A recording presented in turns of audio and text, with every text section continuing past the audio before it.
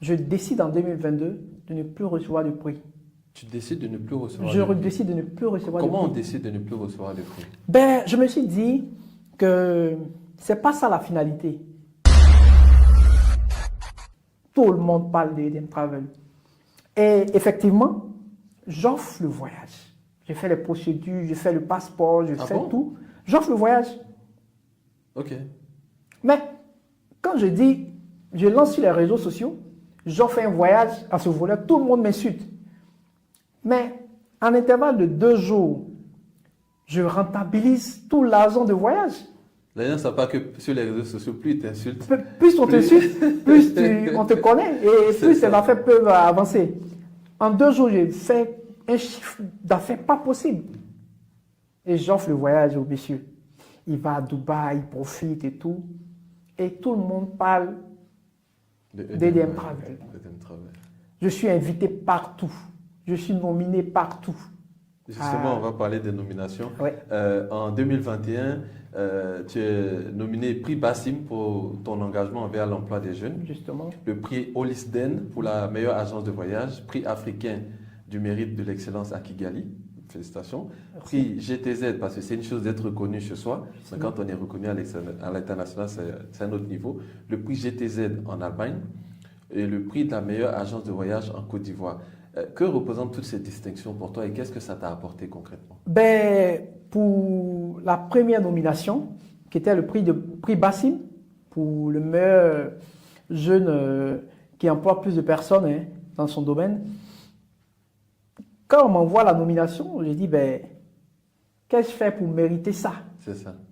Parce que je me suis dit que je ne méritais pas. Et à l'époque, on dit, ben, bien sûr, vous méritez. Parce que nous voyons tout ce que vous faites sur les réseaux et vous méritez ce prix-là. Ok. Donc ça, c'était le tout premier prix. Il était vraiment jeune. C'est la première récompense que tu as La première récompense. D'accord. Et comment tu appréhendes les autres? Ça vient comme une confirmation? Oui, ça vient comme une confirmation. Et après, on m'invite à Kigali. Ah oui. Après, c'est une nomination de l'Allemagne. Parce que je bougeais vraiment maintenant sur les réseaux sociaux. Je montrais tout ce que je faisais. Ok. Et je suis nominé de partout. Et après même, tu reçois le prix africain du mérite de l'excellence. Justement. J'ai reçu pas mal de prix. Jusqu'à ce que je décide en 2022 de ne plus recevoir de prix. Tu décides de ne plus recevoir Je de prix. décide de ne plus recevoir de prix. Comment on décide de ne plus recevoir de prix? Ben, je me suis dit que c'est pas ça la finalité. Je me suis dit que ces récompenses ne sont pas la finalité. Ce n'est pas ce que nous recherchons. C'est quoi la Parce que finalité alors pour toi? la finalité, c'est d'impacter les gens. La finalité, c'est de vraiment travailler à ce que même le plus petit du quartier reconnaisse ton travail. J'ai décidé de ne plus recevoir Pourquoi c'est important pour toi on va dire de promouvoir l'emploi de la jeunesse, l'emploi de nos jeunes frères? Oui, actuellement, j'emploie... je suis en collaboration avec une trentaine de jeunes. D'accord. Donc, que l'entreprise emploie directement. Ok. C'est beaucoup. Une trentaine, oui. Parce que nous sommes dans plusieurs domaines d'activité. Je vous ai expliqué tous ces problèmes qu'on a eus par le passé, où on cassait les magasins, où on fermait ceci, on fermait cela. Mais j'ai eu le temps de pouvoir reconstituer tous ces molécules-là. Donc, toutes ces entreprises-là fonctionnent maintenant. Mais ils sont détachés, ils sont gérés par ces jeunes gens qui sont vraiment motivés. Ok. Parce que nous formons désormais une équipe. Effectivement. Donc, moi, je n'ai pas eu cette chance d'être vraiment poussé. J'ai pas eu cette chance d'avoir un mentor, d'avoir ce genre de personne, non. J'ai lancé tout seul. Voilà, je me suis lancé tout seul. Voilà, dans la nature. Et par moments, ça marchait. Par moments, ça ne marchait pas. Sans vraiment maîtriser tout ce qui était entrepreneuriat. C'est maintenant que je me fais former. Maintenant que je suis assis, que j'ai un petit niveau, j'ai la possibilité de réaliser certains de mes rêves, dont c'est 100 pays que je voulais faire. Mais actuellement, je suis à 40 pays. Waouh, 40 pays, c'est énorme. Ouais, actuellement, je suis à 40 pays. Ok. Je me permets même certaines folies. Je suis allé au Canada, j'ai fait 2 jours, je suis revenu. Wow. Je voulais juste voir le Canada. 2 jours au Je suis Canada. allé pour 2 jours. Pourtant, j'avais un visa de 4 ans. D'accord. Je suis allé Tu es juste parti 2 voir jours. pour venir. Oui. Mais Parce que pourquoi ne c'est. pas être resté un peu plus longtemps? Non, je voulais juste visiter. Hein.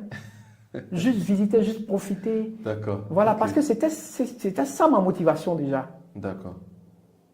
D'accord. Avoir des rêves Certains et pourraient dire pouvoir que tu as beaucoup réaliser ses d'argent. rêves.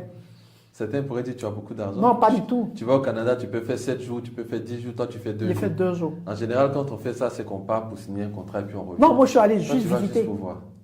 Ok. J'ai visité la ville de Montréal et puis je suis revenu. Parce qu'il y avait d'autres choses plus importantes. Ici, à Géry. Ah, non, à Paris. Ah, à Paris. Voilà. Ah, d'accord. Voilà. Ok. Tu reprends souvent une citation de Bruce Lee qui dit ne crains pas l'échec. Comment tu appliques cette citation au quotidien dans tes activités? Ben, cette citation me motive parce que moi je suis tombé plusieurs fois. Je suis tombé plusieurs fois. J'ai eu trop de problèmes dans ma vie. Mais je suis arrivé à surmonter tout cela. C'est tous ces échecs-là qui font de moi ce Maurice Diabaté que vous voyez devant vous aujourd'hui. Et puis une période de ta vie où tu as traversé, tu le dis toi-même, la dépression. La dépression, oui. Dans un contexte africain, souvent c'est un mot qui est très peu compris. Souvent même il y a un déni. C'est-à-dire que comment tu sais que tu es en train de faire une dépression en tant qu'entrepreneur, en tant qu'Africain? Ben, ici, mais c'est pas notre grand soutien, sont nos parents et nos proches. Et moi, j'étais vraiment attaché à ma mère que j'ai perdue très tôt, D'accord. où j'étais vraiment dans l'élan de mes activités. Ok. C'est à ma mère que je me confiais. Et j'ai eu tous ces problèmes. Il n'y avait plus personne autour de moi. Pas d'amis, personne. Et pourquoi pas d'amis? On a toujours des amis qui sont... On a tous des amis, mais mes amis à moi à l'époque n'étaient pas dans ma réalité, quoi. D'accord. On n'avait pas les mêmes visions des choses. Donc, ils ne pouvaient pas comprendre ce que moi j'appelais dépression. Ils ne pouvaient pas comprendre ce que moi j'appelais problème. Je vois. Voilà. D'accord. Ok. Et comment tu t'es relevé de cette dépression après le coup dur? Est-ce qu'il y a eu une personne qui est venue t'aider? Quel était ton mindset pour sortir de cette dépression? Comme toi, hein, tu inspires beaucoup de personnes. Il y a ces personnes-là, Zach Mokassa. Oui. Un jour, je regardais une des vidéos de Zach Mokassa. Il me suis senti indexé par la vidéo. La vidéo parlait typiquement de moi. Il me disait que ce n'était pas la fin d'une vie. Et après, je me suis ressaisi. Il me dit oui. En ce moment, j'avais déjà mon fils. Il me dit, ben, j'ai pas ma mère, mais j'ai encore un fils qui compte sur moi. Je n'ai pas le droit de pleurer là. Et ça m'a motivé à aller de l'avant. Donc, ça m'a fait que je suis passé cette dépression. Cette dépression. Voilà. D'accord. Ok. Si toi qui parlais de voyage tout à l'heure, s'il y avait une destination qu'on te proposait de faire là maintenant, quelle serait cette destination? J'allais dire Dubaï. Pourquoi Dubaï? Tu as fait 40 pays. Il J'ai fait n'y a pas Dubaï dedans? Non. Ah, ou bien tu vas repartir? Je repartis à Dubaï. Ah, d'accord. Parce que dernièrement, j'ai compris que Dubaï a été réfléchi. Je suis allé à Barcelone récemment et j'arrive à la plage de Barcelone. Je vois un immeuble que j'ai vu à Dubaï, mais de façon plus élégante. Plus élégante, disons. Je demande, mais ça, j'ai l'impression que j'ai déjà vu cette plage. On dit oui, c'est Dubaï. Ils ont copié ici. C'est-à-dire que Dubaï a copié presque toutes les bonnes parties du monde. Quand tu vas à New York, tu retrouves un peu Dubaï. Ok. Quand tu vas à Paris, tu retrouves quelques similitudes avec Dubaï. Dubaï, c'est le désert.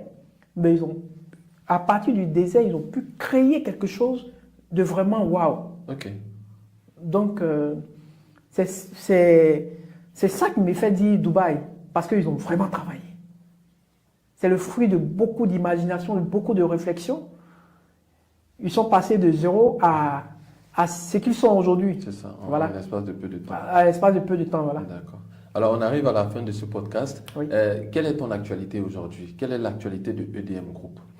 Ben, EDM Group, la force des choses au fait que EDM Group s'est retrouvé dans l'immobilier. D'accord. Voilà, donc c'est vrai qu'on n'en parle pas assez, mais notre force, c'est l'immobilier.